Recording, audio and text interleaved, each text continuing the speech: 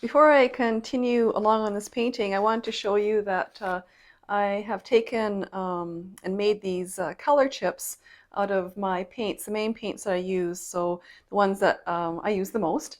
And I've taken the full color, and then I've also done a tint, which means to add white.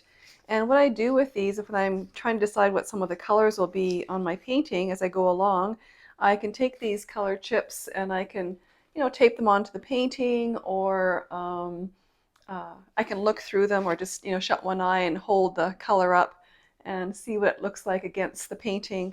And these little holes that I have in here, they're so I can look through the color paint chip with one eye shut again, so I can look through and see what the color blend might look like with little bits of color rather than the solid color. So anyway, I just thought I would share that with you as I go along on this painting, and yeah, I'm just trying to decide what I want to do next. So this makes it a little bit easier. Thanks so much for watching. Subscribe for notice of new videos. Take care.